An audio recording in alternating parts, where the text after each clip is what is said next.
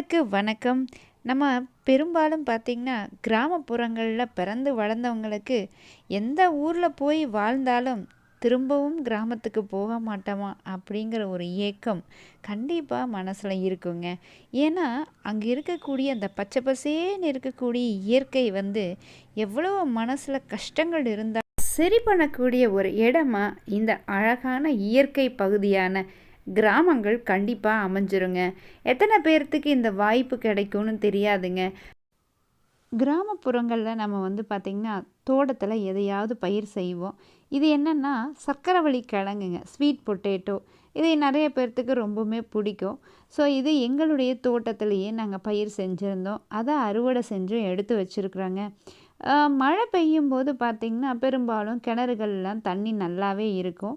So, அப்போ என்ன செய்வாங்க, இருக்கக்கூடிய தோட்டங்கள்லாம் எங்கேயும் மிச்சம் வைக்காம, இருக்கிற பகுதியில் எல்லாத்துலேயும் பார்த்திங்கன்னா, எதையாவது பயிர் செஞ்சு வைப்பாங்க.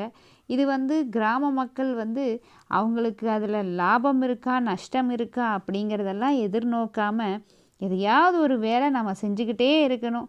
அப்படிங்கிற ஆஸ்பெக்டில் பார்த்திங்கன்னா, வயல்வெளிகள்லையும் அதே மாதிரி இந்த மாதிரி தோட்ட பகுதியிலையும் எதையாவது பயிர் செஞ்சுக்கிட்டே இருப்பாங்க.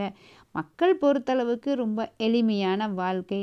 தோட்டத்தில் என்ன இருக்கோ அதை சாப்பிட்டுட்டு மிச்சம் இருக்கிறத வந்து கொஞ்சம் எதாவது வெளியிலேருந்து தேவைப்படுறத வாங்கி வச்சுக்கிட்டு ரொம்ப ரொம்ப சிம்பிளான ஒரு லைஃப் ஸ்டைல் தாங்க இன்றைக்கும் கிராமப்புறங்களில் ஃபாலோ பண்ணுறாங்க.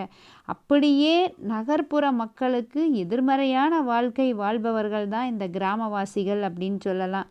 என்னதான் நாங்கள் இங்கே சிட்டியில் இருந்தாலும் எப்போ ஊருக்கு போவோம் அப்படிங்கிற ஒரு ஆசை உள்ளுக்குள்ளால் இருந்துக்கிட்டே தாங்க இருக்கும். அந்த ட்ரெயினில் போகக்கூடிய தினங்கள் எப்போவுமே மகிழ்ச்சியை கொடுக்கும். அங்கே போய் சுத்தமான மாசுபடாத காற்றை சுவாசிக்கும்போது, அந்த தண்ணியை குடிக்கும்போது இருக்கக்கூடிய மகிழ்ச்சிக்கு அளவே இல்லைங்க. கண்டிப்பாக இந்த வீடியோ நிறைய விஷயங்களை உங்களுக்கு காமிக்கும். அதாவது ஒரு கிராம வாழ்க்கையில் தோட்டங்களில் என்னெல்லாம் இருக்கும், கோழி இருக்கா, ஆடு இருக்கா, தண்ணி எப்படி பாயுது, என்னென்ன மரங்கள்லாம் இருக்குது, நீங்கள் ரொம்ப அழகாக ரசித்து பார்க்கலாம். கண்டிப்பாக நீங்கள் இந்த வீடியோ பார்த்ததுக்கப்புறம் ஒரு கிராமத்துக்கே போயிட்டு வந்த உணர்வு எல்லாத்துக்கும் கிடைக்குங்க. ஸோ வீடியோவை ஸ்கிப் பண்ணாமல் ஃபுல்லாக பாருங்கள். பார்த்துட்டு உங்களுடைய எக்ஸலண்ட்டான கமெண்ட்ஸையும் கொடுங்க. நம்ம சேனலை நீங்கள் சப்ஸ்கிரைப் பண்ணாமல் பார்க்குறீங்கன்னா மறக்காமல் சப்ஸ்கிரைப் பண்ணுங்கள். நிறைய இன்ட்ரெஸ்டிங்கான வீடியோஸ் கட்டாயம் சேனலில் வரப்போகுதுங்க.